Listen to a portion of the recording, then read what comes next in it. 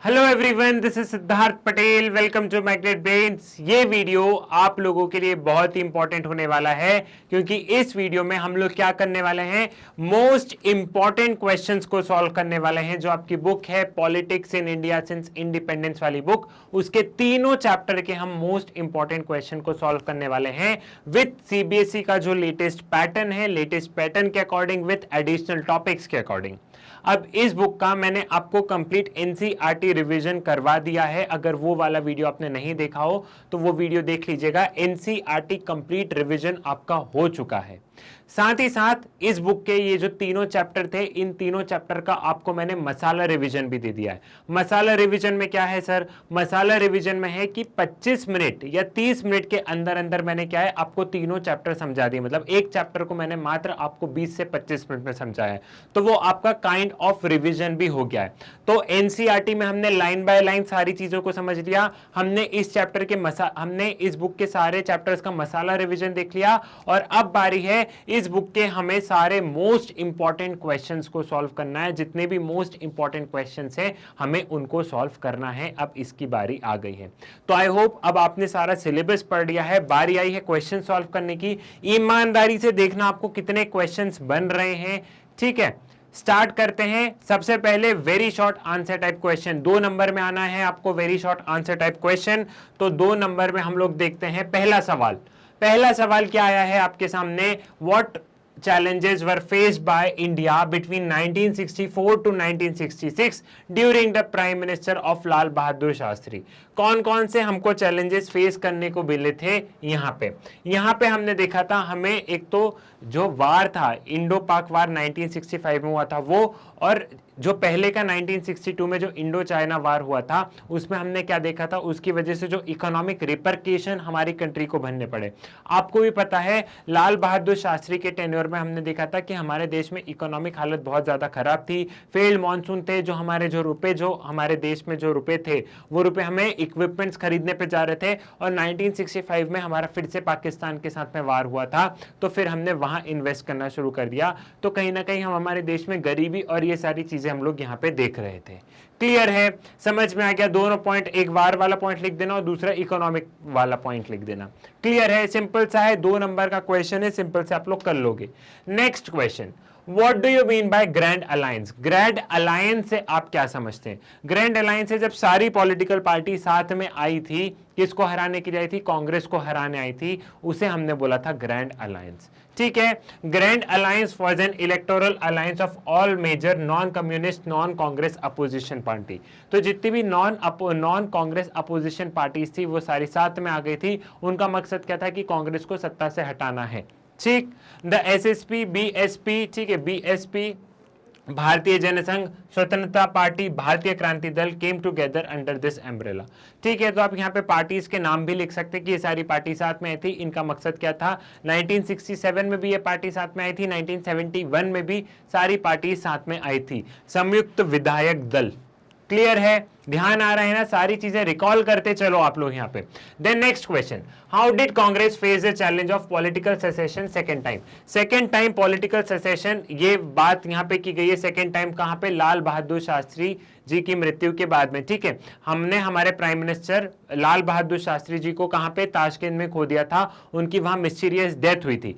अब उसके बाद में ये था कि कौन संभालेगा। उसके बाद में ये था, फिर इंटेंस कॉम्पिटिशन था। किस किस के बीच में इंटेंस कॉम्पिटिशन था? इंदिरा गांधी और मोरारजी देसाई के बीच में हमें एक इंटेंस कंपटीशन देखने को मिला था कि कौन हमारे देश की भागदौड़ को संभालेगा। तो इसमें क्या होता है, कांग्रेस में जितने भी वर्कर्स रहते हैं उन सबसे वोटिंग करवाई जाती है, और वोटिंग में हम लोग देखते हैं कि इंदिरा गांधी 2/3 वोट से जीत जाती हैं। तो इंदिरा गांधी को प्रधानमंत्री बना दिया जाता है 1966 में।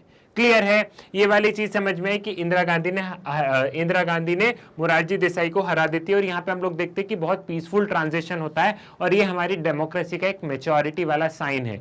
ठीक है, समझ में आ गया कि विद इन दी पार्टी भी कैसे डेमोक्रेसी इंडिया में रही है। Clear? Next question, what factor led to the crisis of democratic order? What factor led to the crisis of democratic order in Indian politics. किसकी बात हो रही है? इमरजेंसी की बात हो रही है कि कौन से क्राइसिस जो है उससे जो हमारे डेमोक्रेटिक ऑर्डर है उस पर कहीं ना कहीं दाग लगा है। तो जो इमरजेंसी है वो इमरजेंसी कौन कौन से फैक्टर्स थे? तो इमरजेंसी के पीछे कौन कौन से फैक्टर्स थे भैया? कौन से फैक्टर्स थे जिसकी वजह से ये इमरजेंसी? तो हमने देखा कि इंदिरा गांधी की पॉपुलैरिटी बहुत ज्यादा बढ़ गई थी, एक अथॉरिटेरियनिज्म वाला वो चीज आ गई थी।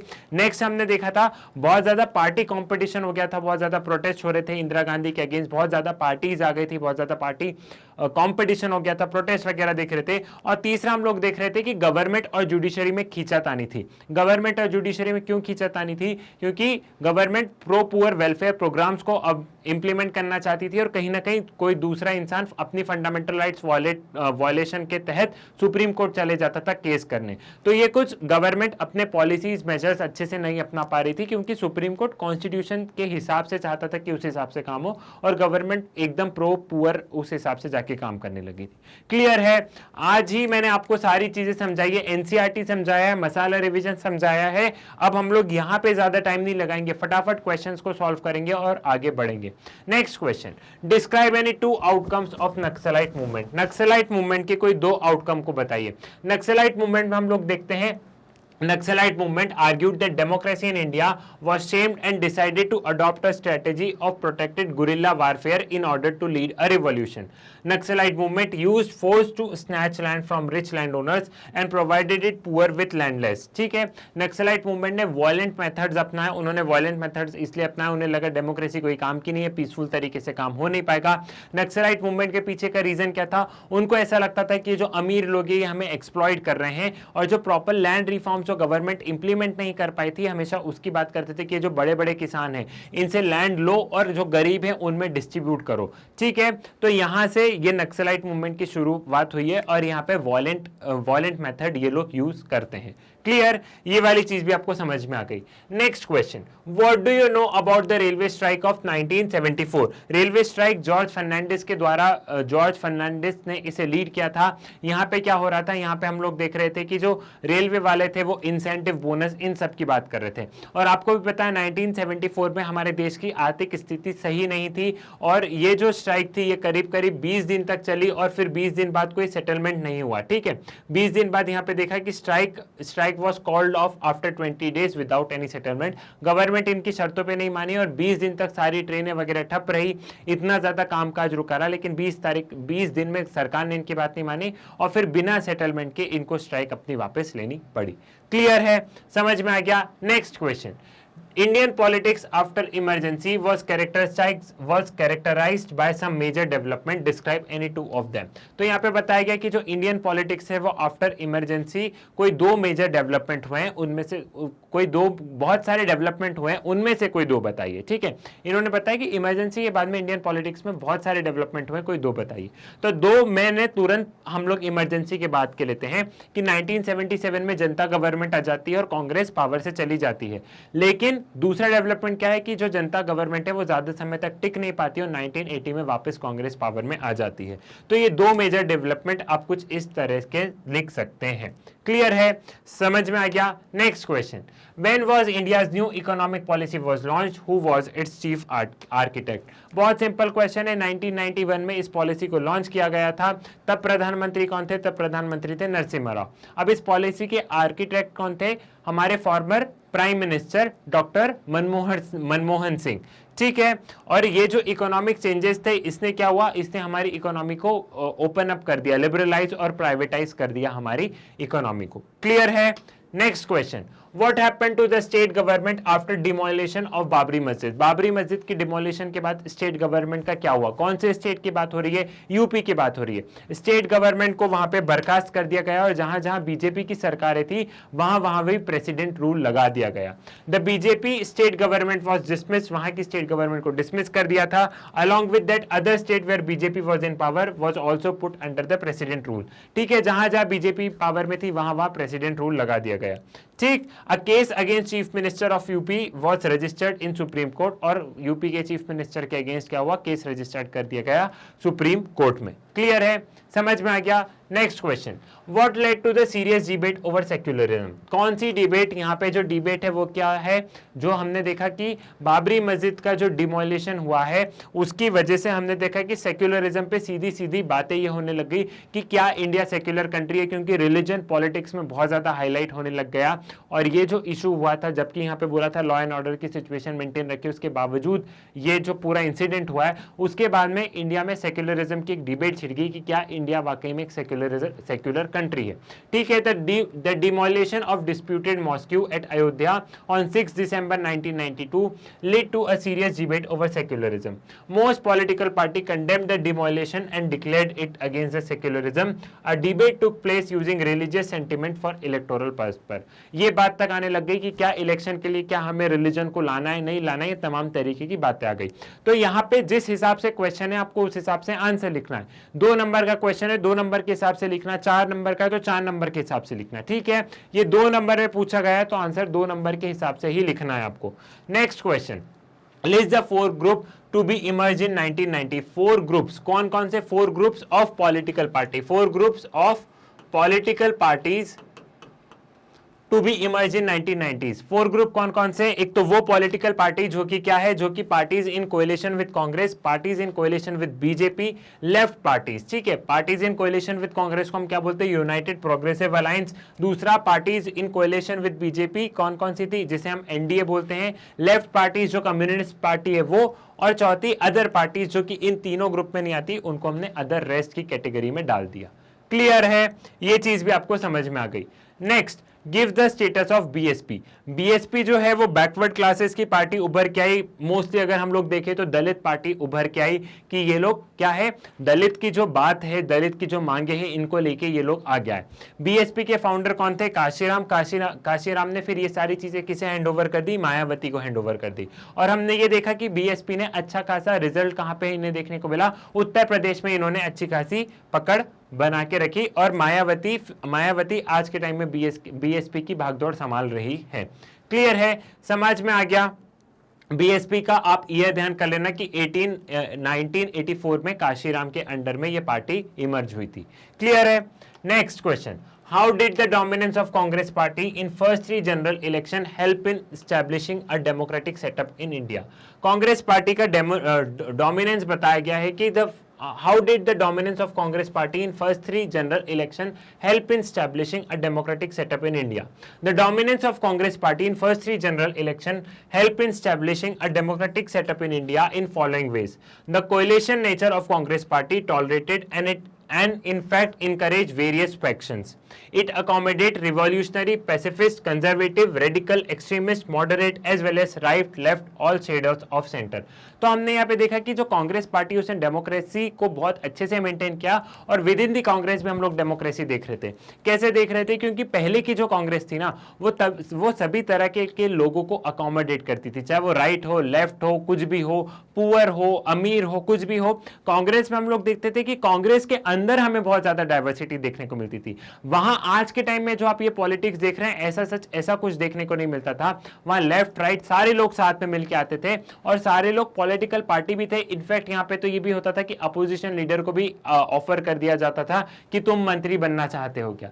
ठीक है, तो यहाँ पे हम लोग देख रहे थे कि कांग्रेस ने अलग अलग तरीके से क्या है, अलग अलग तरीके के लोगों को अकोमोडेट किया था स्टार्टिंग में, आज के टाइम में नहीं, स्टार्टिंग की कांग्रेस में। Now differentiate between one party and bi party system with example. One party और बाय पार्टी सिस्टम को एक्सप्लेन करना है विद एग्जांपल में। तो वन पार्टी सिस्टम क्या है कि एक ऐसा पॉलिटिकल फ्रेमवर्क जहां सिर्फ एक ही पॉलिटिकल पार्टी हो, ठीक है, और वही सारे इंस्टीट्यूशन को कंट्रोल कर रही हो, तो वो हो गया वन पार्टी सिस्टम।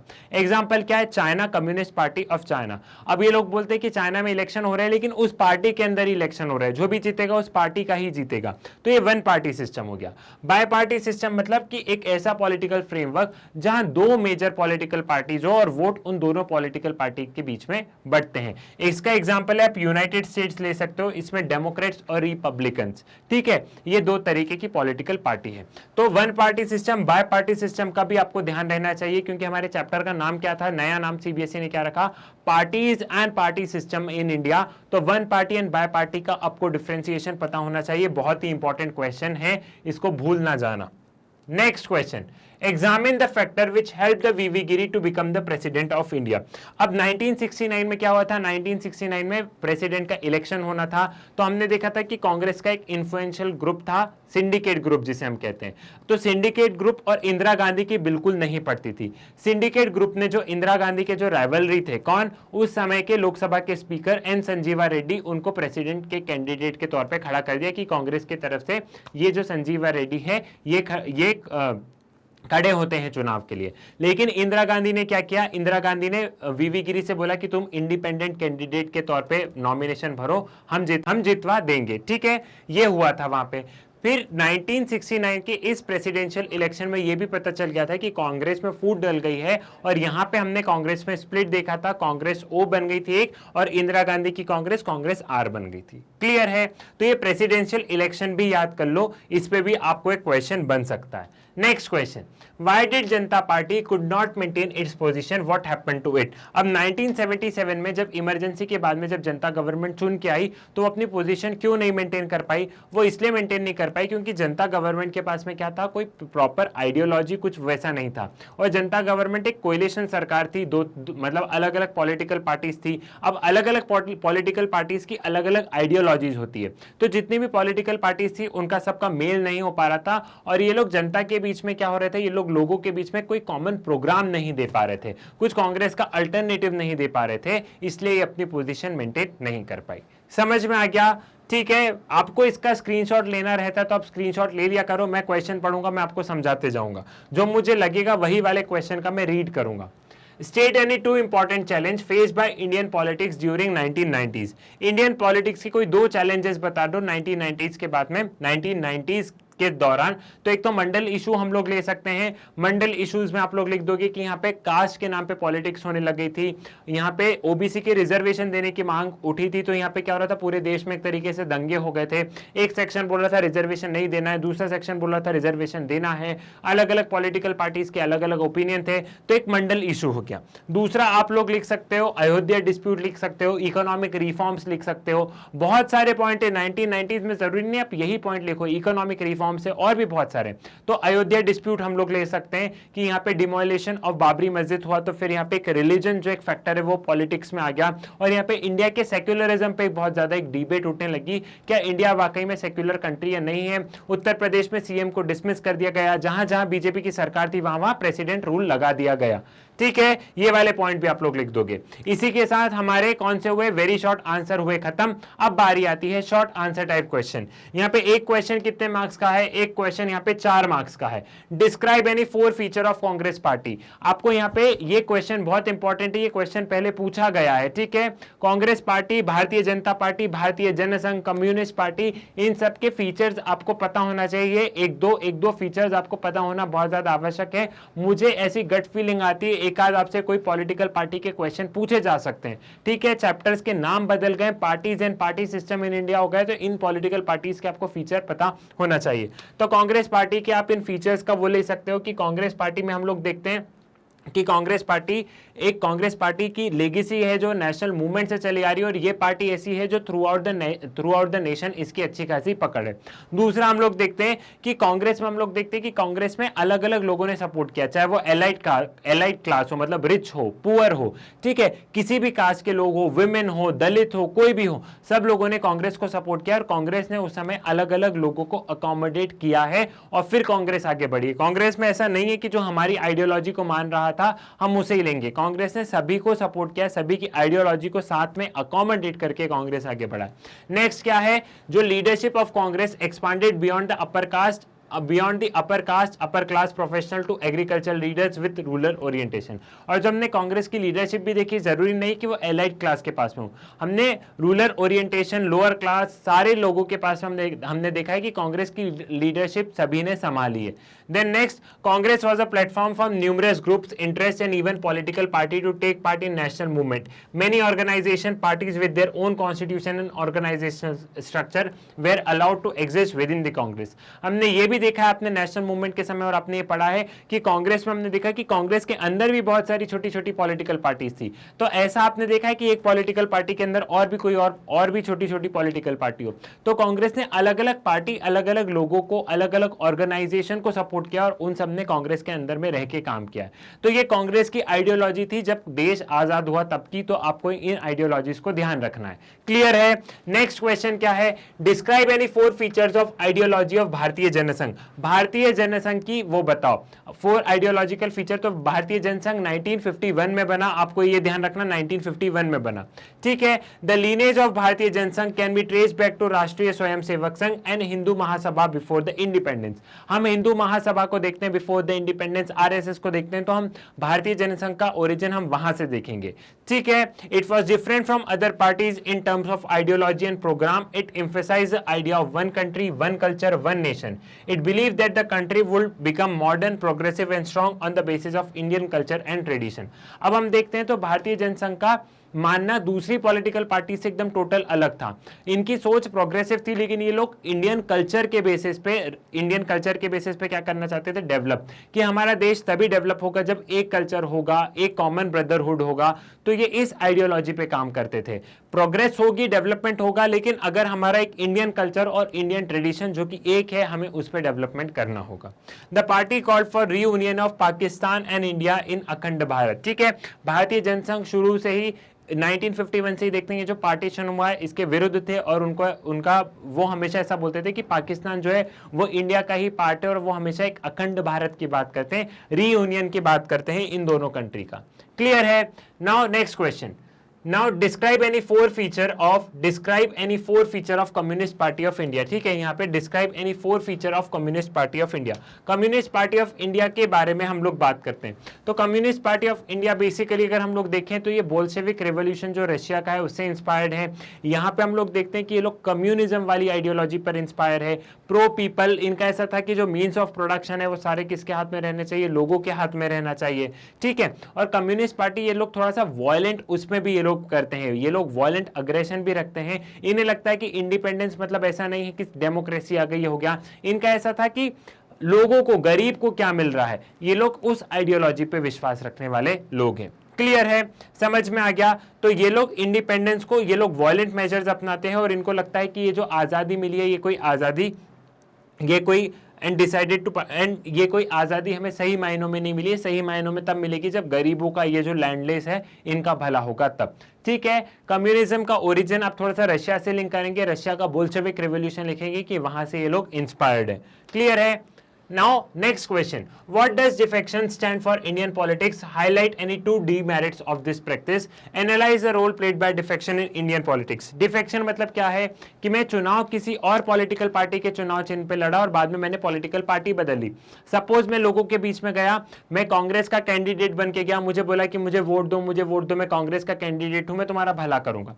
लोग ने मुझे वोट दिया, मैं जीत भी गया, लेकिन जीतने के बाद में बीजेपी में चले गया क्योंकि बीजेपी ने मेरे को रुपए दे दिया। तो ये क्या हो गया? डिफेक्शन, कि आपने चुनाव किसी और चिन्ह पे लड़ा और बाद में आपने पॉलिटिकल पार्टी बदल ली, तो ये क्या हो गया? डिफेक्शन, ठीक है। डिफेक्शन का एक बहुत अच्छा फ्रेज उस टाइम पे आया था, आया राम गया राम। ये किस पे था? गया लाल, जो गया लाल है हरियाणा के एमएलए, उनके ऊपर ये बना था, ठीक है। अब इसके क्या डीमेरिट्स है? It causes instability with in the party, it promote political अपॉर्चुनिटिज्म among party legislature. एक तो ये पहला, ये इनस्टेबिलिटी हम लोग देखते हैं उस पॉलिटिकल पार्टी में, क्योंकि आज मान लो बीजेपी चुनाव जीत रही है और मैं कांग्रेस में चल जाऊं तो मेरी जो बीजेपी उसमें तो इनस्टेबिलिटी हो जाएगी। साथ ही साथ हम लोग क्या देखते हैं यहाँ पे? करप्शन वाली चीजें हम लोग देखते हैं, पॉलिटिकल अपॉर्चुनिटिज्म देखते हैं। यहाँ पे हम लोग ये देखते हैं क्या कि जिसके पास ज्यादा पैसा होगा वो एमएलए एमपी खरीद लेगा, ठीक है। समझ में आ गया? सारी चीज आपको यहाँ पे क्लियर है। Next question, what does the term syndicate mean in the context of Congress party of the 60s? What role did syndicate play in Congress party? Analyze the issues versus syndicate. What type of challenges did they pose before Indira Gandhi. ठीक है, यहाँ पे हमें Indira versus syndicate का issue देखना है। ठीक है, इंदिरा वर्सेस सिंडिकेट का हमें इशू देखना है। सिंडिकेट क्या था? सिंडिकेट जो पुराने जो कांग्रेस लीडर थे, जो टॉप लीडर थे, वो सिंडिकेट ग्रुप में आते थे। अगर आपको ध्यान हो तो जब लाल बहादुर शास्त्री जी की मृत्यु के बाद में यह था कि अब देश के प्रधानमंत्री कौन होंगे, तो कांग्रेस में वोटिंग हुई थी। जब कांग्रेस में वोटिंग हुई थी तो लोगों ने इंदिरा गांधी को जिताया। तो सिंडिकेट ग्रुप चाहता था इंदिरा गांधी जीते। वो क्यों चाहता था इंदिरा गांधी जीते? क्योंकि उनको था कि इंदिरा गांधी को पॉलिटिकल इनएक्सपीरियंस है, वो सिंडिकेट ग्रुप पे डिपेंडेंट रहेंगी, बार बार सिंडिकेट ग्रुप से पूछेगी कौन सी पॉलिसी करना, कौन सा ये करना। तो सिंडिकेट ग्रुप को लगता था कि ठीक है, चेहरा इंदिरा गांधी का होगा लेकिन देश की भागदौड़ हम संभाल रहे होंगे।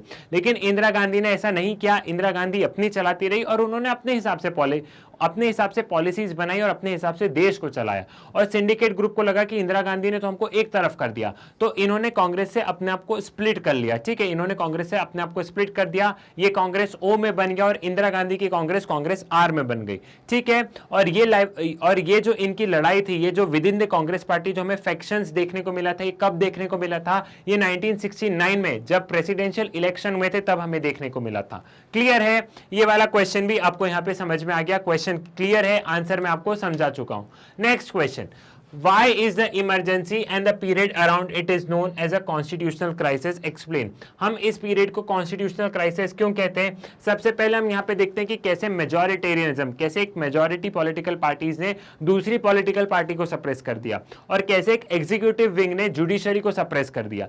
ठीक है, तो यहाँ पे हम लोग देख रहे थे कि दूसरी पार्टियों को कुचला गया, जुडिशरी को कुचला गया, दूसरे जो अपोनेंट्स थे उनको जेल में डाल दिया गया, संविधान में बहुत सारे बदलाव कर दिए गए इमरजेंसी में, प्रेस पे रोक लगा दी, डेमोक्रेसी के नाम पे कुछ था नहीं, इंसान अपनी मर्जी से कुछ बोल नहीं सकता था, पेपर में कुछ छप नहीं सकता था सरकार के बिना। तो ये पूरा का पूरा कॉन्स्टिट्यूशनल क्राइसिस था और कॉन्स्टिट्यूशन को इन्होंने बहुत हद तक बदलने की कोशिश करी। कॉन्स्टिट्यूशन ने सरकार ने जो प्रो पुअर वेलफेयर प्रोग्राम्स थे उनको इंप्लीमेंट करने के लिए कॉन्स्टिट्यूशन में बहुत सारे बदलाव किए। और ऐसा नहीं है, वहां पे बहुत ज्यादा एक एक्सेसिव पावर का इस्तेमाल होने लग गया। जैसे इमरजेंसी के दौरान मैंने आपको बताया कि पॉपुलेशन कंट्रोल वाले जो मेजर्स थे वो बहुत ही ज्यादा अग्रेसिव और बहुत ही ज्यादा एक्सेसिव मेजर्स अपनाए गए थे गवर्नमेंट के द्वारा, जो कि सही नहीं थे। ठीक है, इसलिए हम लोग क्या बोलते हैं, यहाँ पे लोगों की सिविल लिबर्टी छीन ली गई थी, इसलिए हम इमरजेंसी को क्या बोलते हैं, dark phase in independent India. Emergency से एक क्वेश्चन आपको आना ही है, इमरजेंसी वाला प्लीज ध्यान से करना, इमरजेंसी से आपको एक क्वेश्चन आना ही आना है। क्लियर? और इमरजेंसी कैसे लगाई थी? इंदिरा गांधी ने प्रेसिडेंट से बोला, क्या बोला कि भैया इमरजेंसी लगा दो, प्रेसिडेंट ने इमरजेंसी लगा दी। इंदिरा गांधी ने अपने काउंसिल ऑफ मिनिस्टर तक से कंसल्ट नहीं किया था, जो कि गलत था। क्लियर है? समझ में आ गया? Next question. In spite of decline of Congress dominance, the Congress party continues to influence politics in the country. Do you agree? हम लोग देख रहे हैं कि कांग्रेस का डिक्लाइन हुआ 1989 के बाद में। ठीक है, 1989 से लेके 2014 तक हम इस एरा की बात कर रहे हैं। 1989 से लेकर 2014 तक अगर हम लोग देखें तो कांग्रेस का डिक्लाइन हुआ, लेकिन फिर भी कांग्रेस ने क्या किया, कांग्रेस ही एक अच्छी कांग्रेस क्यों दिखती थी हमें, मतलब कांग्रेस क्यों ज्यादा नजर आती थी? क्योंकि जितनी भी जो दूसरी पॉलिटिकल पार्टीज थी वो बहुत छोटी छोटी थी, वो लोग कांग्रेस के अपोज में नहीं जा सकती थी। लोग चुनाव कैसे जीते थे कि 3-4 पॉलिटिकल पार्टी साथ में आ गई, वो चुनाव जीत रहे। इवन हम लोग एनडीए सरकार भी देखें, अटल बिहारी वाजपेयी जी की सरकार भी देखें, तो वहां पे क्या हो रहा था, वहां पे भी हमने देखा था कि कोएलिशन गवर्नमेंट, बहुत सारी पॉलिटिकल पार्टी साथ में आई और उन्होंने सरकार चलाई। अब कांग्रेस एक सबसे मजबूत और एक सबसे बड़ी पार्टी थी, हालांकि कांग्रेस के पास में भी वो मेजोरिटी नहीं थी, लेकिन दूसरी पॉलिटिकल पार्टी की अपेक्षा में कांग्रेस के पास में वो छवि थी कि हाँ कांग्रेस कुछ है।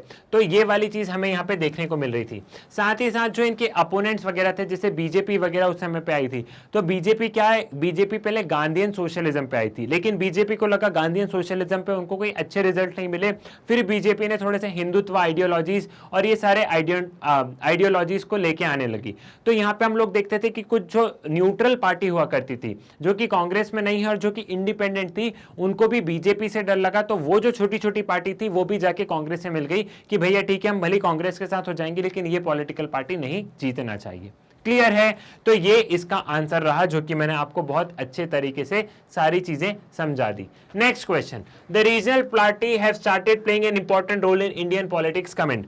इन रीजनल पार्टी जो है उन्होंने एक इंपॉर्टेंट रोल प्ले करना स्टार्ट कर दिया है, क्योंकि ये वही वाला पीरियड है, अगेन मैं बोल रहा हूं 1989 से अगर 2014 लो, 2014 में क्या हुआ, 2014 से हमारे यहाँ फुल मेजॉरिटी गवर्नमेंट है, बीजेपी की सरकार है। 2014 में भी बीजेपी जीती, 2019 में भी बीजेपी जीती। तो 2014 से पहले 1989 से 2014 में लो तो सब लोग कोएलिशन की सरकार चला रहे थे, और कोएलिशन की सरकार में रीजनल पार्टी के साथ मिलना बहुत ज्यादा जरूरी था। तो यहां पे हमने देखा रीजनल पार्टी का से बढ़ गया। फॉर एग्जांपल यहां पे अगर हम लोग देखें कि मान लो कोई कांग्रेस की सरकार है और उसको केरला की कांग्रेस की सरकार है सेंटर में और कोएलिशन सरकार है, और उसको केरला की सरकार ने समर्थन किया है, तो वो लोग क्या बोलेंगे सेंटर में कि हमने तुमको समर्थन किया, चलो केरला में ये काम करवाओ। तो हमने देखा कि रीजनल पार्टी का बहुत ज्यादा से बढ़ गया था। इवन हम लोग देख रहे थे कि फॉरेन पॉलिसी में अगर आपको ध्यान हो तो जो श्रीलंका के साथ में हमारा जो क्राइसिस है, ध्यान करो कंटेम्प्रेरी अपनी जो दूसरी बुक है, ठीक है, आप कंटेम्प्रेरी वर्ल्ड पॉलिटिक्स वाली बुक को याद करो, श्रीलंका के साथ में जो इशू हुआ था, तो वहां पे हमने देखा था कि कैसे तमिलनाडु की पॉलिटिक्स ने सेंट्रल गवर्नमेंट को मजबूर कर दिया, सेंट्रल गवर्नमेंट ने श्रीलंका में इंटरवीन किया। तो हमने ये देखा कि रीजनल पार्टी इंटरनेशनल रिलेशंस में भी कहीं ना कहीं इंटरफेयर करने लगी थी, जो कि इंडिया के लिए घातक साबित हुआ। लेकिन हमने देखा कि रीजनल पार्टी दिन पर दिन बहुत ज्यादा स्ट्रांग हो गई थी। तो जब भी एक स्ट्रांग सेंट्रल गवर्नमेंट नहीं रहती है तब तब रीजनल पॉलिटिकल पार्टी बहुत ज्यादा हाईलाइटेड रहती है, और जब जब एक स्ट्रांग सेंट्रल गवर्नमेंट रहती है तब रीजनल पार्टी थोड़ा सा कम रहती है। जैसे आज के टाइम में अगर स्ट्रांग सेंट्रल गवर्नमेंट है तो नो डाउट रीजनल पार्टीज हैं, रीजनल पार्टी काम भी कर रही है, रीजनल पार्टी इंपॉर्टेंट है, लेकिन उतनी इंपॉर्टेंट नहीं है क्योंकि पूर्ण बहुमत की सरकार है। समझ में आ गया? ये चीज क्लियर हो गई है? तो ये वाला आंसर आप कुछ इस तरीके से बढ़िया से अच्छे से लिख लोगे। क्लियर है? Next question, trace the emergence of BJP as a significant force in the post emergency politics. Post emergency politics में हमको बताना है। तो यहां पे हम लोग देखते हैं कि after emergency Bharatiya Jana Sangh has merged into a Janata party, है ना। हमने देखा है कि जो भारतीय जनसंघ था जो 1951 में बना वो जनता पार्टी में मर्ज हो गया, ठीक है, इमरजेंसी के दौरान। And after the fall of Janata party and its break even the supporter of erstwhile Jansangh form the Bharatiya Janata party. और हमने देखा कि बाद में हमने जनता पार्टी का हमने क्या देखा, जनता पार्टी का हमने देखा कि 1980s के दौरान क्या होता है, जनता पार्टी भी टूट जाती है। भारतीय जनसंघ और जनता पार्टी पहले दो अलग अलग पार्टी थी, तो भारतीय जनसंघ और जनता पार्टी दोनों साथ में आई, ठीक है, ये जनता पार्टी बन गई। अब यहाँ पे हम लोग देखते हैं कि जनता पार्टी का लेकिन फॉल हो जाता है 1980s में, जनता पार्टी में स्प्लिट हो जाता है। तो जो जनता पार्टी के जो प्रोमिनेंट लोग थे उन्होंने क्या किया, उन्होंने एक अपनी पॉलिटिकल पार्टी बना ली, भारतीय जनता पार्टी। अब स्टार्टिंग में क्या होता था, स्टार्टिंग में भारतीय जनता पार्टी गांधीयन सोशलिज्म पे काम करती थी, लेकिन उन्होंने देखा 1984 के इलेक्शंस में, अब वो लोग देखे तो उनको 1984 के इलेक्शन में उनको कुछ सक्सेस नहीं मिली। तो जब सक्सेस नहीं मिली तो उन्होंने अपनी आइडियोलॉजी चेंज की, उन्होंने आइडियोलॉजी अपनी नेशनलिज्म, हिंदू आइडियोलॉजी, ये वाली आइडियोलॉजी लेके आए, ठीक है। और यहाँ पे फिर उन्होंने देखा कि उन्हें सक्सेस मिलना यहाँ पे शुरू हो गई। तो बीजेपी जो पॉलिटिक्स है, it started to pursue the politics of Hindutva and adopted a strategy of mobilizing Hindus, ठीक है। और अगर हम लोग देखें तो एनडीए जो सरकार है, वो सरकार जो अटल बिहारी वाजपेयी के टर्म में हमने देखा कि उन्होंने अपना पूरा टर्म फुलफिल किया था, ठीक है। 1996 में भी बीजेपी ने अपनी सरकार बनाई थी, लेकिन वो ज्यादा समय तक नहीं चली और वो सरकार गिर गई, माइनॉरिटी गवर्नमेंट बनी थी, कुछ दिनों की सरकार थी बस वो। लेकिन हमने देखा कि बाद में फिर अटल बिहारी वाजपेयी ने अपनी फुल टर्म 5 साल कंप्लीट किया और उन्होंने सरकार बनाई। एंड 2014 एंड 2019 में देख रहे हैं कि हम इमरजेंस ऑफ बीजेपी देख रहे हैं, जहां देखो वहां में बीजेपी देखने को मिल रही है। तो आप करंट इवेंट में भी लिख सकते हैं, क्योंकि हमें 2014 2019 वाले टॉपिक आपको याद रखने ही है। क्लियर है? समझ में आ गया? How can we say that NDA 3 government schemes were successful. NDA 3 मतलब 2019 के बाद में, ठीक है, इनकी स्कीम सक्सेसफुल है। अब देखो स्कीम्स कांग्रेस क्या है, बीजेपी क्या है, स्कीम्स की तारीफ ही करना, क्योंकि स्कीम्स अल्टीमेट क्यों होती है, स्कीम अल्टीमेट इसलिए होती है ताकि लोगों का डेवलपमेंट हो। अब कुछ स्कीम सही होती है, कुछ गलत होती है, कुछ फुलफिल हो पाती है, कुछ नहीं हो पाती है। और किसी की भी सरकार हो, कांग्रेस की हो या बीजेपी की हो, पूरी स्कीम तो किसी की भी सक्सेसफुल नहीं रही है। लेकिन अभी हमें मार्क्स लेना है, आपको किसी भी पॉलिटिकल पार्टी को क्रिटिसाइज नहीं करना। क्यों नहीं करना है? जो एग्जामिनर आपकी कॉपी चेक कर रहा है, मान लो आपने बीजेपी को क्रिटिसाइज किया और वो बीजेपी उसको उसको पसंद हुआ तो वो आपको नंबर नहीं देगा, मतलब बुरा लग जाएगा ना। और अगर आप वो एग्जामिनर क्या हुआ, कांग्रेस का फैन हुआ और आपने बीजेपी की तारीफ करी तो भी बुरा लग जाएगा। तो आपको स्कीम्स किसी की भी क्रिटिसाइज नहीं करना है, आपको बस अच्छी अच्छी बातें लिखना है कि देखो बहुत सारी स्कीम्स लेके आए गए, बहुत सारे सोशल इकोनॉमिक वेलफेयर प्रोग्राम्स लेके आए, जनधन योजना लेके आ गए, प्रधानमंत्री उज्ज्वला योजना लेके आ गए, ठीक है, घर घर तक एलपीजी पहुंचाया। तो कुछ करंट गवर्नमेंट की आपको स्कीम्स देखना है, क्या करना है, करंट गवर्नमेंट की आपको कुछ स्कीम्स देखना है, वो स्कीम्स किसके लिए थी वो स्कीम्स आपको देखना है, वो कहीं ना कहीं आपको करंट का क्वेश्चन आ सकता है, ठीक है। तो ये स्कीम्स आपको देख के रखना है। उसके बाद में आपको क्या करना है, उसके बाद में आपको ये भी देखना है कि जो यूपीए की जो स्कीम्स थी 2004 से लेके और 2014 तक, ठीक है, 2004 टू 2014 तक यूपीए का कैसे कामकाज रहा, तो ये भी आपको लिखना है कि यूपीए ने अपने दोनों 5-5 साल के टर्म फुलफिल किए। पंडित जवाहरलाल नेहरू के बाद में डॉक्टर मनमोहन सिंह जी ऐसे थे जो लगातार देश के प्रधानमंत्री बने कांग्रेस के, ठीक है। अब इंदिरा गांधी रही, लेकिन इंदिरा गांधी क्या हुआ, बीच में चुनाव हार गई, फिर वापस बनी, ऐसा लगातार 2 टर्म पंडित जवाहरलाल नेहरू के बाद में डॉक्टर मनमोहन सिंह ने ही पूरे किए, वो लिखना है। फिर आपको कांग्रेस की भी तारीफ करनी है थोड़ी थोड़ी कि कांग्रेस ने भी, भैया देखो कोई भी सरकार बनाता है तो कुछ ना कुछ अच्छा काम करता है, चाहे बीजेपी हो या कांग्रेस हो, दोनों बुरे काम भी करते हैं, दोनों अच्छे भी करते हैं। तो आपको अच्छे अच्छे पॉइंट्स थोड़े से कांग्रेस के भी लेके रखने की कांग्रेस की कौन कौन सी स्कीम थी।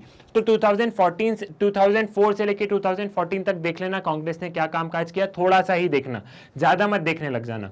फिर 2014 से लेकर 2019 2022 तक देख लेना, स्मार्ट सिटी मिशन ये वो, ताकि 2-4 स्कीम आपको लिखने में रहे, करंट इवेंट से रिलेटेड कोई क्वेश्चन आ जाए तो आप एकदम ब्लैंक ना हो जाओ। मेरा सिर्फ ये 2 क्वेश्चन यहाँ पे लिखने का पर्पस क्या था, ताकि आप थोड़ा सा इन करंट वाले चीजों को आप थोड़ा सा गूगल कर ले।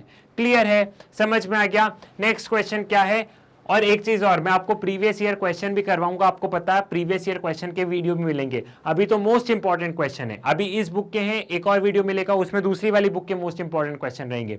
फिर मैं आपको प्रीवियस ईयर के क्वेश्चन भी करवाऊंगा जिसमें मैं आपको पिछले 10 साल के पेपर सॉल्व करवा दूंगा, ठीक है। तो क्वेश्चन को लेकर चिंता मत करना, क्वेश्चन आपको सारे मिल जाएंगे। नेक्स्ट क्वेश्चन क्या है, how we can see the reemergence of Indira Gandhi to the power in 1971।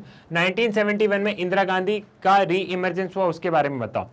हम लोग देखते हैं कि 1969 में कांग्रेस में स्प्लिट हो जाता है, लेकिन इंदिरा गांधी जैसे तैसे अपनी सरकार बचा लेती है। कैसे बचा लेती है, communist party of India Indira Gandhi को सपोर्ट करती है।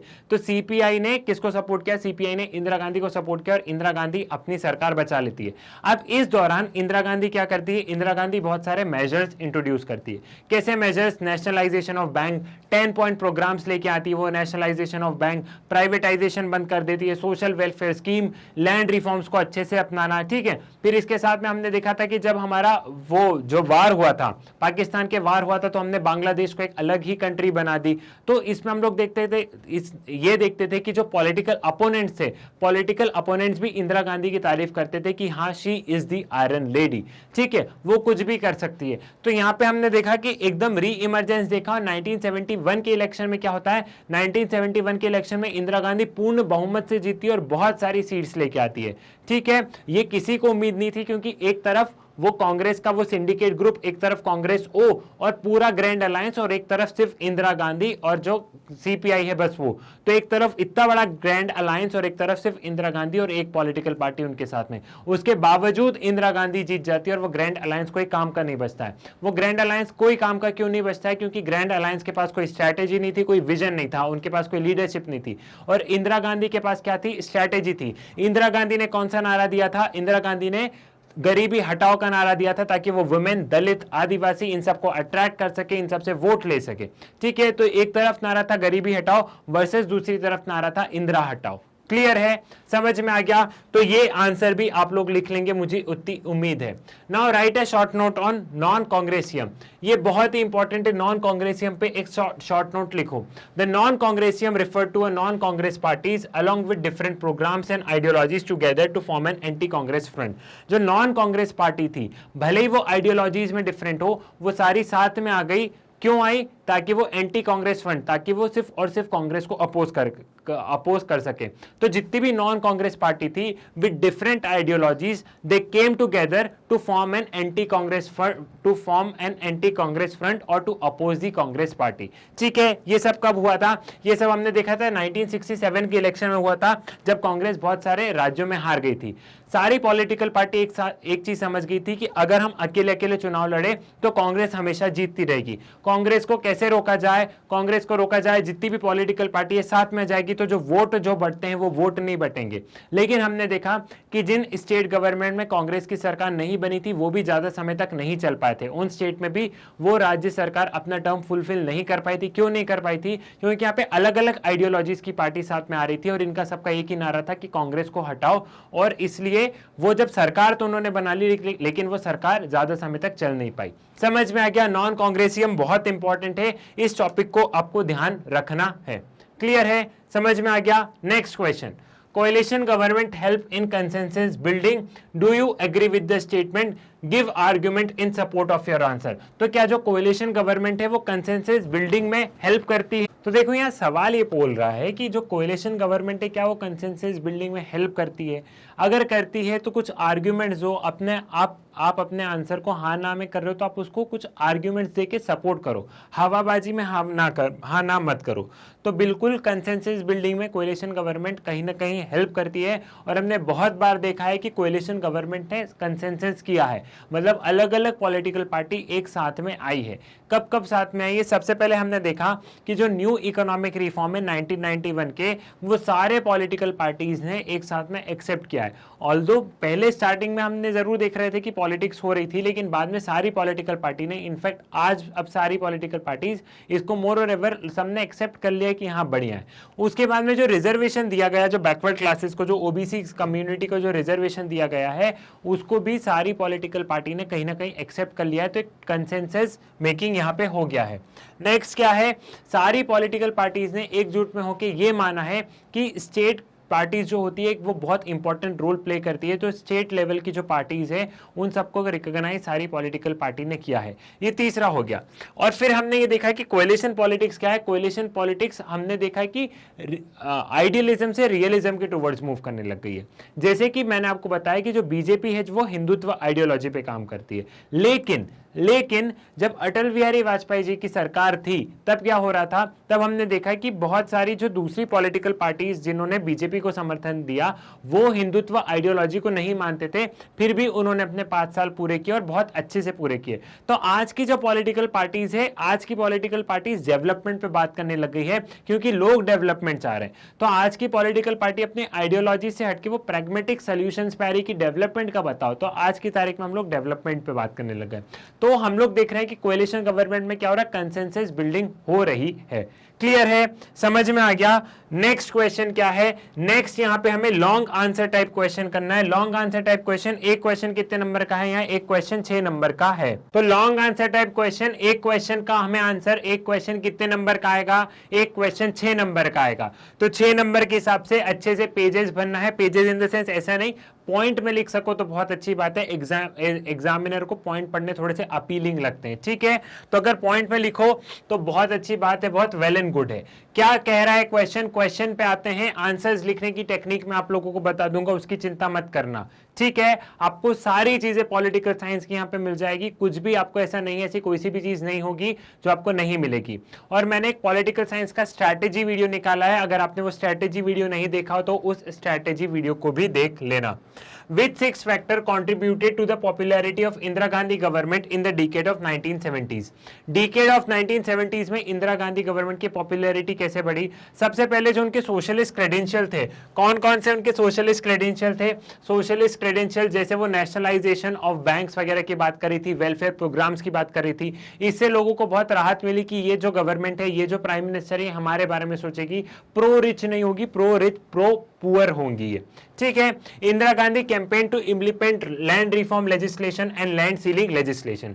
She ended her dependence on other political parties by strengthening her parties position and recommended dissolution of Lok Sabha in 1970। उन्होंने लैंड रिफॉर्म की बात करी, और जो इंदिरा गांधी की जो डिपेंडेंसी कम्युनिस्ट पार्टी पे, सीपीआई पे जो थी, उन्होंने, इंदिरा गांधी ने क्या किया? इंदिरा गांधी ने लोकसभा को डिसॉल्व करने की बोला प्रेसिडेंट से, और क्या किया? नया उन्होंने क्या बोला, और उसी समय इलेक्शंस का अनाउंस उसी डिसॉल्व करने का कर दिया, और उसी समय फिर इलेक्शन हुए 1971 में, जिसमें कि इंदिरा गांधी जीत गई।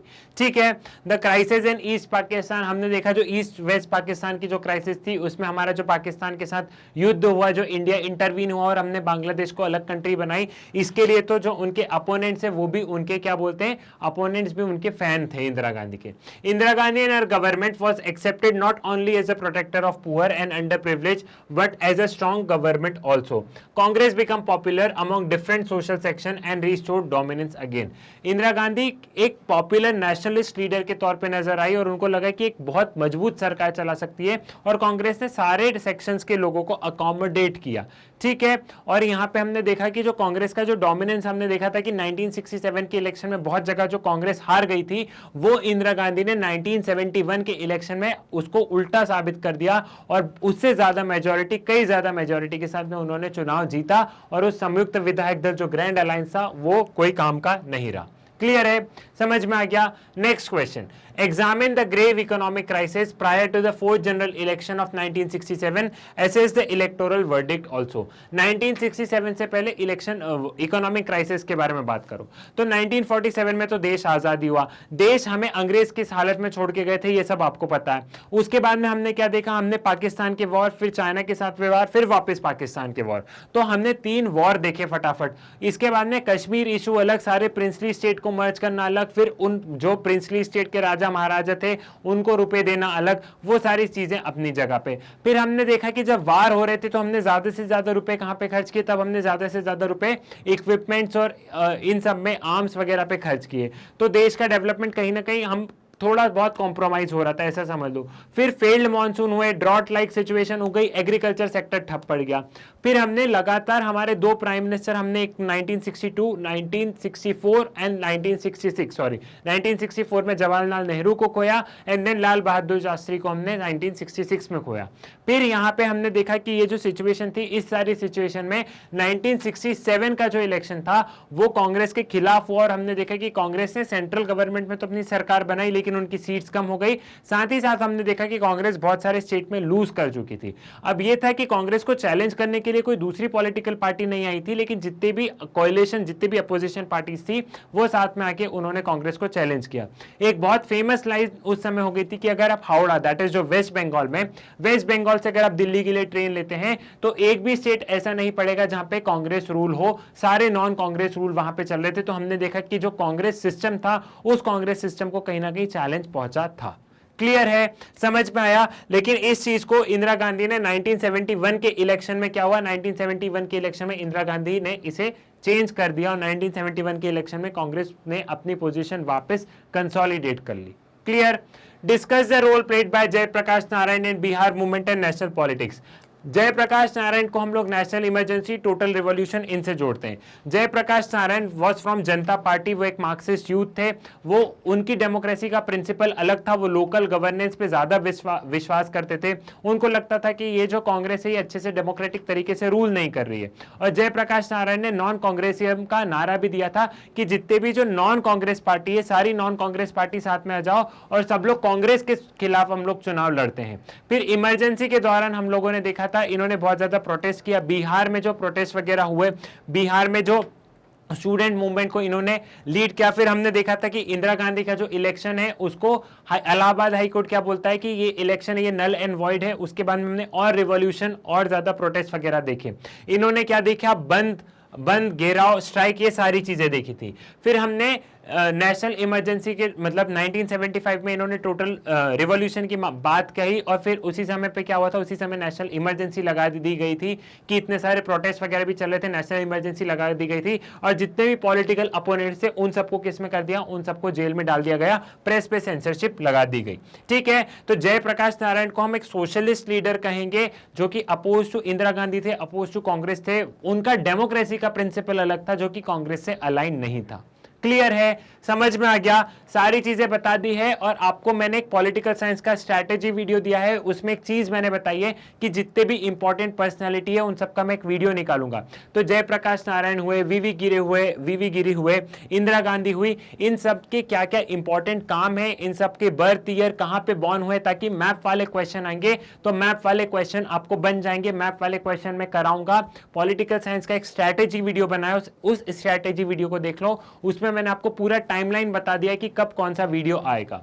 क्लियर है। नेक्स्ट क्वेश्चन क्या है, emergency was a black mark in Indian history, comment. Emergency एक ब्लैक मार्क इंडियन हिस्ट्री में बिल्कुल है, एक काला दाग, एक डार्क फेस कहते हैं, जहां पे लोगों से क्या ले लिया, जहां पे लोगों से उनकी सिविल लिबर्टी ले ली गई। 25 जून की रात को 1975 में इमरजेंसी लगाई थी, ठीक है। इंदिरा गांधी ने प्रेसिडेंट से बोला, प्रेसिडेंट ने इमरजेंसी लगा दी, कोई काउंसिल ऑफ मिनिस्टर से कोई कंसल्ट वगैरह नहीं किया इंदिरा गांधी ने। यहाँ पे टोटल सेंसरशिप हो गई थी। इमरजेंसी में हमने देखा कि बहुत सारे पॉपुलेशन कंट्रोल और ये वाले मेजर्स भी अपनाए गए, साथ ही साथ में लोगों से राइट छीन ली गई। जुडिशरी और गवर्नमेंट के बीच में हमने तानाशाही देखी, साथ साथ में हमने देखा कि जुडिशरी में भी उन लोगों को आगे किया गया जो कि प्रो गवर्नमेंट थे, उन जजेस को आगे किया गया, ठीक है। और जो लोग सरकार के खिलाफ बात उठा रहा था उनको पीछे कर दी। फिर शाह कमीशन जब अपॉइंट किया गया था इमरजेंसी के बाद में, देखने की इमरजेंसी में क्या क्या हुआ, तो शाह कमीशन ने बहुत सारी चीजें एक्सपोज करी थी कि इमरजेंसी में इतनी एट्रोसिटीज हुई है। तो वो सारी चीजें फिर हमें जब शाह कमीशन जनता गवर्नमेंट ने अपॉइंट किया था तब हमें यहाँ पे पता चला। साथ ही साथ हमने यहाँ पे टेंशन देखे थे जुडिशरी और गवर्नमेंट के बीच में। इमरजेंसी पे क्वेश्चन आना है, इमरजेंसी वाले टॉपिक को बहुत अच्छे से कर लेना। मैंने मसाला रिविजन बनाया है, उसमें मैंने आपको 20 मिनट के अंदर अंदर ये पूरा इमरजेंसी का पूरा ये दौर समझा दिया है। तो प्लीज वो वाला वीडियो जाके देख लेना, वो वीडियो आप लोगों के लिए बहुत ज्यादा हेल्पफुल रहेगा। नेक्स्ट क्वेश्चन क्या है, how did naxalite organize themself, examine the condition responsible for the growth of naxalite movement in India, evaluate its role in Indian politics. यहाँ पे नक्सलाइट के बारे में हमें बोलना, तो नक्सलाइट मूवमेंट के हमें ग्रोथ के बारे में बताना और कौन कौन से फैक्टर रिस्पॉन्सिबल है, ठीक है।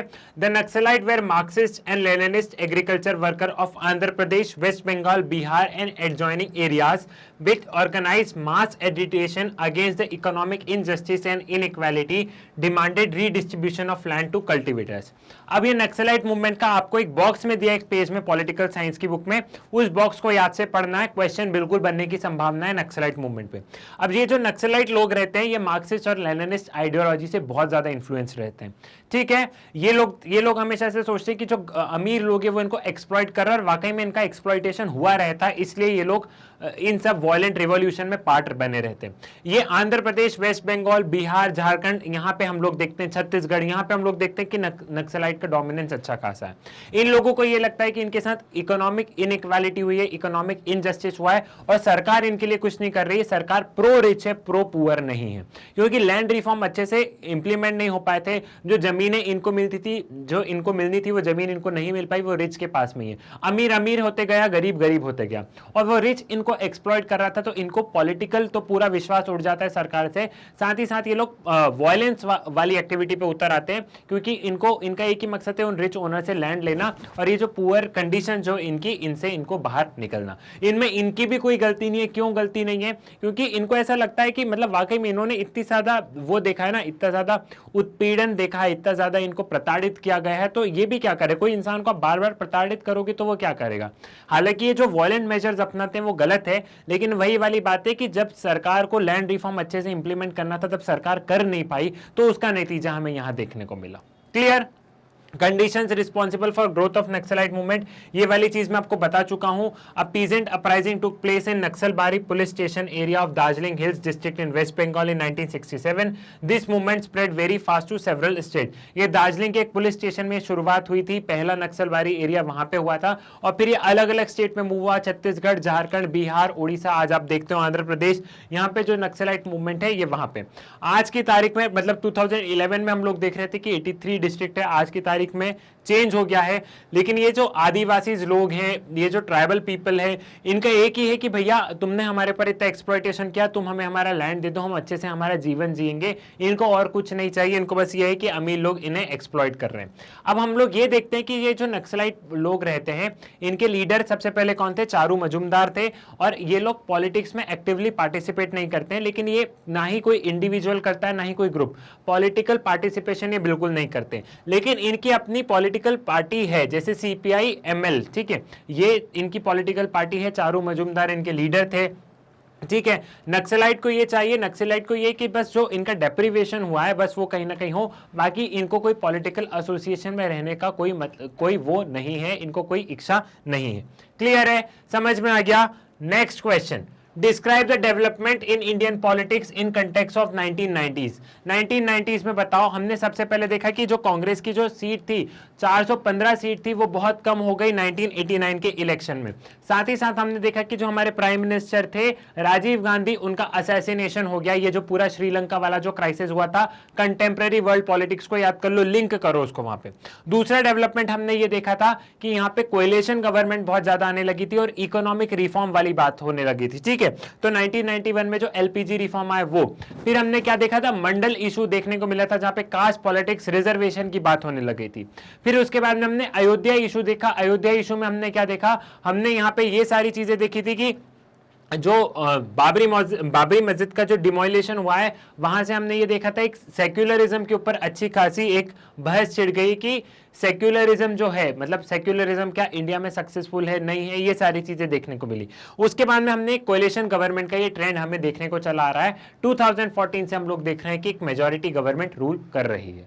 क्लियर है? नेक्स्ट क्वेश्चन क्या है? इन 2014 and 2019 people have voted for stable government at the centre. Do you think that the era of coalition has ended? Support your answer with suitable argument. क्या आप देख सकते हैं 2014 और 2019 के उससे कि कोएलिशन गवर्नमेंट का एरा चल गया है? तो इसको आप स्टार्टिंग से स्टार्ट करोगे कि पहले कांग्रेस गवर्नमेंट का डोमिनेंस था, थोड़ा सा कांग्रेस का ब्रीफ दे देना। फिर हम लोग देख रहे हैं कि 1989 से हम लोग देख रहे हैं कि यहाँ पे कोएलिशन गवर्नमेंट का दौर रहा, जो कि 2014 तक चला। लेकिन कोएलिशन गवर्नमेंट के बहुत सारे नुकसान थे, करप्शन वगैरह देखने को मिलता था, पॉलिसीज अच्छे से इंप्लीमेंट नहीं हो पाती थी। तो हो सकता है लोग त्रस्त हो गए और लोगों ने सोचा कि हम एक मेजॉरिटी, हम किसी एक पर्टिकुलर पॉलिटिकल पार्टी को जितवा देते हैं, ताकि कम से कम यहाँ पे गवर्नेंस वाला काम हो। कोएलिशन में क्या होता है? थोड़ा सा उस पॉलिटिकल पार्टी का सोचो, थोड़ा सा इसका सोचो, थोड़ा सा उसका सोचो, उसको नाराज नहीं करना, नहीं तो हमारी सरकार गिर जाएगी। तो कोएलिशन गवर्नमेंट के बहुत सारे नुकसान भी है। तो नुकसान को देख के लोगों को लगा कि नहीं, एक स्टेबल गवर्नमेंट होना चाहिए।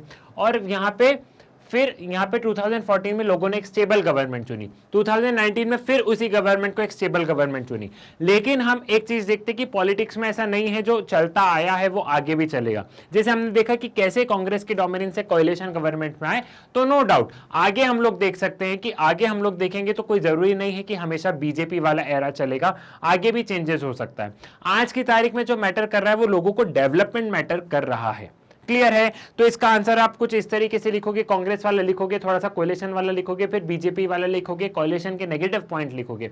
और लोगों को एक पूर्ण बहुमत वाली सरकार चाहिए थी। क्यों चाहिए थी पूर्ण बहुमत वाली सरकार? इसलिए चाहिए थी ताकि वो काम थोड़ा सा अच्छे से कर सके। तो लोग कोएलिशन गवर्नमेंट से त्रस्त आ चुके हैं। अब वो लोग मेजॉरिटी गवर्नमेंट को तभी सपोर्ट करेंगे जब डेवलपमेंट बना रहेगा। तो आप इसको डेवलपमेंट से लिंक कर देना। किसी पॉलिटिकल पार्टी की बुराई नहीं करना है, सारी पॉलिटिकल पार्टी अच्छी है और सारी पॉलिटिकल पार्टी में बुराई है, दोनों चीजें। Now briefly explain the role of opposition parties in India during the early year of independence. Despite the fact that opposition party has taken a representation, they played a crucial role in maintaining the democratic character of system. How? ठीक है, list यानी 4 activity of opposition party during the parliament of 1952 to 1957। देखो अब यहाँ पे basically जो मोटे माटी जो क्वेश्चन कह रहे हैं वो क्या कह रहे हैं? वो कह रहे हैं कि 1952 से लेके 1957 तक इनिशियल एरा में अपोजिशन पार्टी के क्या बताओ, इनिशियल एरा में अपोजिशन पार्टी का रोल बताओ। तो हम लोग देख रहे थे उस समय कांग्रेस ही कांग्रेस थी, लेकिन उसके बावजूद अपोजिशन पार्टीज थी।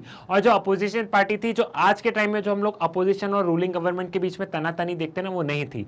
उस समय पे बहुत मेच्योर डेमोक्रेसी थी, बहुत कंस्ट्रक्टिव क्रिटिसिज्म, जो अपोजिशन के लोग थे वो बहुत कंस्ट्रक्टिव क्रिटिसिज्म क्रिटिसिज्म देते थे कांग्रेस की पॉलिसीज को, ठीक है। वो अच्छी अच्छी कविता कह के, अच्छे अच्छे व्यंग कह के क्रिटिसाइज करते थे, ठीक है। उस समय अपोजिशन पार्टी, जैसे 1962 का वार हुआ तो अपोजिशन पार्टी ने रूलिंग गवर्नमेंट से कहा कि रात में पार्लियामेंट सेशन बुलाओ, हमें कम से कम ब्रीफ करो कि हो क्या रहा है। तो सरकार के सपोर्टिव भी थे, सरकार की पॉलिसी को कंस्ट्रक्टिवली क्रिटिसाइज करते थे, ऐसे हो हल्ला नहीं करते थे, ठीक है। तो बहुत बढ़िया से काम होता था। फिर साथ ही में हम लोग ये भी देखते थे कि यहाँ पे जो रूलिंग पार्टी थी वो भी अपोजिशन पार्टी को साथ में लेके चलती थी कि तुम मिनिस्टर बन जाओ, भले ही तुम अपोजिशन पार्टी के हो, लेकिन वो सबको साथ में लेके चलती थी। तो ये पूरा फिनोमेना हम लोग वहां पे देख रहे थे। क्लियर है, समझ में आ गया। Next question, why is the emergency considered to be the one of the controversial episode of Indian politics? Analyze any 3 reason. Emergency को कंट्रोवर्शियल क्यों कहते हैं? क्योंकि वही सिविल लिबर्टी छीन ली, ये छीन ली। एक तरीके से ऐसा लग रहा था कि अब इंडिया में कभी डेमोक्रेसी रहेगी नहीं, लेकिन वो रहता ना कि एक बार आपको टेस्ट लग जाता है तो बार बार इच्छा होती है। लेकिन इंडिया के लोगों ने प्रूफ कर दिया कि नहीं, हमें डेमोक्रेसी की आदत है, हमें डेमोक्रेसी ही चाहिए। और इसे डार्क एरा इसलिए सिविल लिबर्टी ले ली गई, प्रेस पे रोक लगा दी गई, जो अपोजिशन लीडर्स थे उनको जेल में डाल दिया गया, इंस्टीट्यूशन के साथ में झड़प हुई, मान लो गवर्नमेंट और जुडिशरी इनके साथ में झड़प हुई, यहाँ पे पॉपुलेशन कंट्रोल वगैरह के मेजर सही नहीं चलाए गए, इसलिए हम इसे बोलते बहुत कॉन्ट्रोवर्शियल है। ऐसा लगता ही नहीं कि इंडिया में डेमोक्रेसी थी, ऐसा लग रहा था कि इंडिया में कोई अथॉरिटेरियन रूल है। क्लियर है, समझ में आ गया, सारी चीजें क्लियर है। Now explain any 3 democratic upsurges that emerges in post independent history of India. Most important question. Most important question क्यों है? क्योंकि यहाँ पे चैप्टर का नाम दिया है डेमोक्रेटिक अपसर्जेस। डेमोक्रेटिक अपसर्जेस मतलब क्या कि कब कब हमने देखा कि इंडिया की डेमोक्रेसी और बड़ी है, आप वो बताओ। डेमोक्रेटिक अपसर्जेस मतलब कब कब हम देख रहे हैं कि इंडिया में डेमोक्रेसी और बड़ी है, ठीक है। तो इस पे क्वेश्चन बनना बिल्कुल स्वाभाविक सी बात है, क्योंकि यहाँ पे चैप्टर के नाम से क्वेश्चन पूछ लिया गया है ना, चैप्टर का नाम बदल दिया गया है ना, the crisis of democratic order से क्या हो गया, डेमोक्रेटिक अपसर्जेस रख दिया गया। तो चैप्टर के नाम से क्वेश्चन पूछ लिया गया कि कोई 3 फेज ऐसे बताओ जहां पे आपने देखा हो कि डेमोक्रेटिक अपसर्ज देखा हो इंडिया में। तो सबसे पहले आप ऐसा बताओ कि जब देश आजाद हुआ था तब लोग हम पे हंसते थे, वेस्ट कंट्री हम पे हंसती थी कि इंडिया में इतनी डाइवर्सिटी है, कास्ट के नाम पे, रिलीजन के नाम पे डेमोक्रेसी सस्टेन ही नहीं रह पाएगी। लेकिन हमने देखा कि जब हमारा पहला इलेक्शन हुआ 1950 टू 1970s में, जब इलेक्शंस हुए 1951 में जब इलेक्शंस हुए, तो लोगों ने बढ़ चढ़ के पार्ट लिया। साथ ही साथ एक सीट पे 4 कैंडिडेट थे, इतना अच्छा कंपटीशन था। ऐसा नहीं था कि सिर्फ कांग्रेस ही कांग्रेस है, अपोजिशन वाले भी थे, ठीक है। तो यहाँ पे हमने ये देखा कि लोगों ने बहुत बढ़ चढ़ के हिस्सा लिया और लोगों ने डेमोक्रेसी को बहुत अच्छे से एक्सेप्ट किया, despite diversity on the basis of language, despite diversity on the basis of culture, despite diversity on the basis of religion, despite diversity on the basis of caste. उसके बाद भी हमने हमारी डेमोक्रेटिक सेटअप को बहुत अच्छे से मेंटेन किया। तो पहला डेमोक्रेटिक अपसर्ज हम 1950 टू 1970s में ही देखते हैं, जहां लोगों ने बढ़ चढ़ के हिस्सा लिया और वेस्ट कंट्री पे के मुंह पे अच्छी जोर से तमाचा मारा। वो लोग सोचते थे कि इंडिया में डेमोक्रेसी कभी सक्सेसफुल नहीं रह पाएगा, लेकिन इंडिया में डेमोक्रेसी सक्सेसफुल रहा। फिर हम लोग देखते हैं कि ड्यूरिंग 1980s हमने देखा, 1980s में आप लोगों ने देखा होगा, एक तो इमरजेंसी के बाद वाला दौर, इमरजेंसी खत्म हुई, लोग उस इमरजेंसी के दौर से इतना परेशान हो गए थे कि उनको तो मतलब डेमोक्रेसी, वो अथॉरिटेरियन रूल से परेशान हो गए थे। साथ ही साथ हमने देखा था 1980s में ये जो एससी बैकवर्ड कम्युनिटीज की बात बहुत ज्यादा होने लग गई। तो यहाँ पे हमने देखा था बैकवर्ड कम्युनिटीज ने बहुत ज्यादा हिस्सा लिया डेमोक्रेटिक सेटअप में। डेमोक्रेटिक सेटअप में बैकवर्ड कम्युनिटीज बहुत ज्यादा आगे आई और उन्होंने बहुत ज्यादा वोटिंग की। और हमने इमरजेंसी के बाद में भी देखा, लोग बहुत बढ़ चढ़ के वोटिंग में उन्होंने हिस्सा लिया और उन्होंने वोट किया। तो सेकेंड डेमोक्रेटिक अपसर्ज हम कब देखते हैं? सेकेंड डेमोक्रेटिक अपसर्ज हम 1980s के दौरान पे देखते हैं। यहाँ पे विमेन एम्पावरमेंट हो या फिर चाहे क्या हो, चाहे बैकवर्ड क्लासेस हो या इमरजेंसी के बाद वाला दौर हो। फिर हम लोग देखते हैं कि the era of liberalization, privatization and globalization, the early 90s is attributed to the emergence of competitive market society encompassing all important sectors and polity, thus providing a wave of third democratic upsurge. The third democratic upsurge represent a competitive electoral market which is based on the principle of survival of the best but rather than the survival of the ablest. It underlines the 3 shift in India's electoral market. ठीक है, यहाँ पे हमने देखा कि कैसे हमने 1990s के बाद में हमने क्या देखा, 1990s के बाद जब एलपीजी रिफॉर्म्स वगैरह है तो यहाँ पे अब कैपिटलिज्म के टुवर्ड्स इंडिया मूव करने लग गया। तो हमने देखा कि यहाँ पे सर्वाइवल ऑफ द बेस्ट नहीं, कौन एबल है, सर्वाइवल ऑफ द एबलेस्ट, कौन एबल है देश को चलाने के लिए। बहुत सारी पॉलिटिकल पार्टी आई, बहुत सारे लोगों ने वोट किया, लोगों ने बढ़ चढ़ के हिस्सा लिया और हमने देखा कि कैसे स्टेट का रोल चेंज हो रहा था। पहले सारी चीजें सरकार के हाथ में थी, ठीक है, फिर सारी चीजें थोड़ी थोड़ी हमने देखा कि यहाँ पे हमने देखा कि सारी चीजें सरकार के हाथ में थी, ठीक है, फिर सरकार ने सारी चीजें प्राइवेट, मतलब सारी चीजें पब्लिक सेक्टर के अंदर थी, तो सरकार सोच रही थी कि हम वेलफेयर मेजर्स लेके आए। लेकिन फिर हमने देखा कि यहाँ पे शिफ्ट हो गया कि सारी चीजें सरकार थोड़ी थोड़ी प्राइवेटाइज कर रही है और सरकार फैसिलिटेट कर रही है प्राइवेट प्लेयर को कि भैया तुम काम करो, हम तुम पे नजर बना के रखें, और एकदम कॉम्पिटिटिव मार्केट हो गया। तो इस कॉम्पिटिटिव मार्केट को भी क्या हुआ, लोगों ने एक्सेप्ट किया और लोगों ने बढ़ चढ़ के हिस्सा लिया और पॉलिटिक्स भी बहुत ज्यादा कॉम्पिटिटिव हो गई। तो पहला डेमोक्रेटिक अपसर्ज आप लिखोगे 1950 टू 1970s, देश आजाद हुआ तब का लिखना। फिर 1980s वाला लिखना, इमरजेंसी के बाद वाला, मंडल इशू वाला कि बहुत सारे कास्ट वाली बातें होने लग गई थी, उन सब ने पार्ट लिया। फिर 1990s वाला लिखना कि एलपीजी रिफॉर्म के बाद पॉलिटिक्स बहुत कॉम्पिटिटिव हो गई, लेकिन लोगों ने इस चीज को भी एक्सेप्ट किया और बढ़ चढ़ के पार्ट लिया। ठीक है, समझ में आ गया, ये सारी चीजें क्लियर हुई। Increasing participation of people in democratic politics of country is broadly characterized as democratic upsurge. ठीक है, जब लोगों का पार्टिसिपेशन बढ़ रहा है हमारी कंट्री में डेमोक्रेसी में, तो उसे हम बोलेंगे डेमोक्रेटिक अपसर्ज। क्लियर है? थोड़ा सा टंग ट्विस्ट हो रही है क्योंकि इससे पहले आपके ज्योग्राफी के वीडियोस सारे बन रहे थे, ज्योग्राफी के लाइव सेशन, ज्योग्राफी के वीडियोस 3-4 दिन उसमें लगा था, और अभी आपका ज्योग्राफी का पेपर खत्म हुआ है और मैं पिछले 2 दिन से पॉलिटिकल के वीडियोस रिकॉर्ड करना, उसकी masala revision, live session, most important question, previous year question, timeline हो, map based question, cartoon based question, तमाम चीजें वो रिकॉर्ड करने में थोड़ा सा टंग ट्विस्ट इसलिए हो रही है क्योंकि बोल बोल के हालत वैसी हो गई। तो इतना मेरी अपॉलॉजी है, आप इस चीज को कंसिडर करेंगे। ठीक है, क्लियर हुई ये वाली चीजें भी।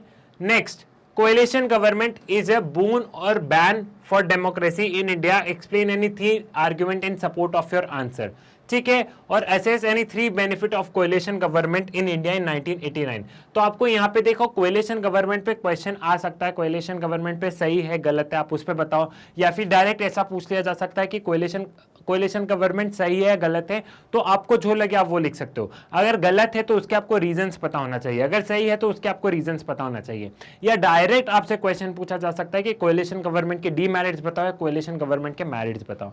तो यहाँ पे आप कुछ इस तरीके से देख सकते हैं, जैसे अगर मैंने मान लो कि कोलिशन गवर्नमेंट को मैंने बताया कि कोलिशन गवर्नमेंट एक वरदान है, ठीक है, मैं पॉजिटिव में बताता हूं। ठीक है, तो पॉजिटिव में ऐसे बताऊंगा कि जो रीजनल पार्टीज है वो भी कहीं ना कहीं नेशनल लेवल पे अपनी बात रखने लग गई है, और जो सेंट्रल गवर्नमेंट थी पहले वो क्या करती थी, पहले वो इग्नोर कर देती थी इन रीजनल पार्टीज को रीजनल लेवल पे, लेकिन अब वो नेशनल, अब central government in regional parties को और छोटे छोटे रीजन को नहीं नेग्लेक्ट कर सकती है, क्योंकि ये पार्टी केंद्र सरकार को तभी समर्थन देगी जब वो बोलेगी जब मेरे स्टेट में डेवलपमेंट होगा। तो यहाँ पे स्टेट की बात नेशनल लेवल तक जाने लग गई है, वो बात हमें देखने को मिला है। ठीक है, यहाँ पे हमें एक कंसेंसस ओरिएंटेड भी हमें देखने को मिला है कि ठीक है पॉलिटिकल पार्टीज में आपस में तालमेल देखने को मिल रही है, इकोनॉमिक पॉलिसीज के टुवर्ड्स स्टेट का भी डेवलपमेंट हो रहा है। साथ ही साथ में coalition politics has shifted to the focus of political parties from ideological distinction to power sharing accommodation. हम यहाँ पे साथ में ये भी देख रहे थे कि जो रीजनल पार्टी है, तो पहले हम लोग क्या देखते थे कि आइडियोलॉजिकल बेसिस पे पॉलिटिकल पार्टी को साथ में होना चाहिए, लेकिन अब हम देखते हैं कि नहीं, डेवलपमेंट के नाम से अकोमोडेशन के लिए साथ में जाते हैं, डेवलपमेंट के नाम पे दोनों साथ में जाते हैं। इसका सबसे अच्छा एग्जांपल मैंने बताया, अटल बिहारी वाजपेयी की सरकार जो थी, उन्होंने अपने 5 टर्म पूरे किए, उन्होंने अपने 5 साल का 5 टर्म नहीं 5 साल का टर्म उन्होंने पूरा किया, और तब बहुत सारी कोएलिशन वाली सरकारें थी। क्लियर है?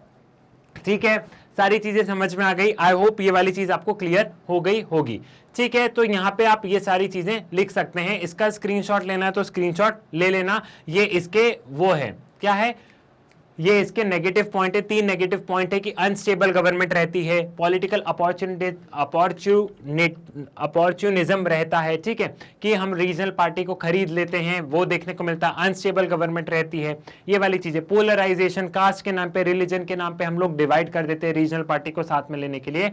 तो ये सारी समस्याएं भी हमें देखने को मिलती है। क्लियर है? The contemporary party system is equated with the term BJP system by the social scientist. ठीक है, with reference to the given statement discuss the factor responsible to it. क्या अभी का बीजेपी सिस्टम है हम ऐसा नहीं कह सकते कि बीजेपी सिस्टम है। आप लोग ऐसा कहेंगे कि ऑल्दो बिल्कुल बीजेपी पावर में है, BJP most of the state power में, लेकिन आज की तारीख में अगर हम कांग्रेस सिस्टम से कंपेयर करें तो कांग्रेस सिस्टम में हम जहां देखो वहां हमें कांग्रेस ही कांग्रेस दिखता था। लेकिन आज अगर आप साउथ इंडिया में चल जाओ तो साउथ इंडिया में बीजेपी की उतनी पकड़ नहीं है। तो आप ऐसा लिखोगे, नो डाउट बीजेपी के पास मेजॉरिटी है, नो डाउट बीजेपी केंद्र में, नो डाउट बीजेपी की बहुत सारे स्टेट गवर्नमेंट में भी सरकार है। But if we compare with Congress system, तो कांग्रेस सिस्टम में अपोजिशन था ही नहीं। लेकिन बीजेपी के टाइम पे जो पॉलिटिक्स है वो कॉम्पिटिटिव हो गई है। कांग्रेस के टाइम पे पॉलिटिक्स भी इतनी कॉम्पिटिटिव नहीं थी, लेकिन आपको लिखना है 1990s के बाद पॉलिटिक्स भी बहुत ज्यादा कॉम्पिटिटिव हो गई, बहुत ज्यादा रीजनल पार्टीज है। तो यहाँ पे रीजनल पार्टी का भी सेप बढ़ गया है और बीजेपी की साउथ में पकड़ उतनी सही नहीं है। तो ये वाली चीजें आप यहाँ पे लिख सकते हैं। और या फिर आप जो बोलते हैं कि बीजेपी सिस्टम के फेवर में भी आप 2-3 स्टेटमेंट ऐसे लिखेंगे कि 30 साल के बाद में क्या हुआ, 30 साल के बाद में पूर्ण बहुमत की सरकार बनी, बीजेपी की सरकार बनी, बहुत सीटें, आप वो सब लिखेंगे। फिर लास्ट में आप ये भी लिखेंगे कि लेकिन रीजनल पार्टी का रोल अभी कम नहीं हुआ है और कांग्रेस सिस्टम से अगर हम लोग कंपेयर कर लेंगे तो वो आप ऐसा कर देंगे। क्लियर है, समझ में आ गया? इस क्वेश्चन को भी देख लो एक बार। इस क्वेश्चन का स्क्रीनशॉट लेना है तो इस क्वेश्चन का भी स्क्रीनशॉट ले लो। मैंने आपको कुछ कुछ क्वेश्चन बहुत फटाफट समझाते गया हूं ताकि मैं आपको क्वेश्चन रीड कर रहा था, एनसीईआरटी मैंने आपको समझा दी है, मसाला रिवीजन आपको दे दिया है, क्वेश्चन रीड करके आंसर मैं आपको एक्सप्लेन करते गया, क्योंकि मुझे उम्मीद है एनसीईआरटी से ही क्वेश्चन पेपर बनना है। क्वेश्चंस मैंने आपको बता दिए कैसे आएंगे, प्रीवियस ईयर क्वेश्चन भी करवाऊंगा, masala revision, map based question, picture based question, सब तरीके से हम लोग सॉल्व कर लेंगे। पेशेंस बना के रखना, सारी चीजें आपको मैग्नेट ब्रेन्स पर मिल जाएंगी। क्लियर है? ठीक है। सो मैग्नेट ब्रेन्स की वीडियो आप लोग YouTube से एक्सेस कर सकते हैं, लेकिन अगर YouTube पे वीडियो नहीं मिले तो मैग्नेट ब्रेन्स की वेबसाइट से आप इनको देख सकते हैं। वेबसाइट पे सिंपल गूगल पे जाना, गूगल पे magnetbrains.com लिख के सर्च पर क्लिक करना, इस तरीके का इंटरफेस आएगा। CBSE English medium, Hindi medium, spoken English, जिस चीज की पढ़ाई करनी है उस पर चले जाना। फिलहाल मुझे CBSE इंग्लिश मीडियम में भी क्लास 12 पे गया। क्लास 12 पे जाते ही क्लास 12 पे थोड़ा सा स्क्रॉल करके मैं नीचे आया तो यहाँ क्लास 12 का मुझे पॉलिटिकल साइंस नजर आया, और जैसे ही मैं क्लास 12 के पॉलिटिकल साइंस पे क्लिक करूंगा यहां मुझे क्लास 12 पॉलिटिकल साइंस के वीडियो मिलेंगे।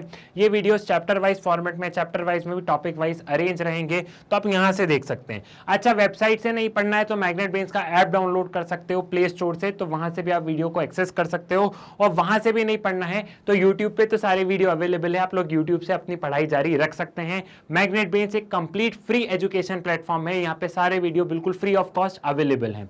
सो आप लोग ज्यादा से ज्यादा इन वीडियोस को शेयर करो, मैग्नेट ब्रेन्स के बारे में बताओ, स्कूल कॉलेजेस ट्यूशन भाई बहनों को बताओ, वीडियो को लाइक कीजिए, चैनल को सब्सक्राइब कीजिए। मुलाकात होगी आपसे नेक्स्ट वीडियो में कुछ नए मोस्ट इंपॉर्टेंट क्वेश्चन के साथ, तब तक के लिए धन्यवाद।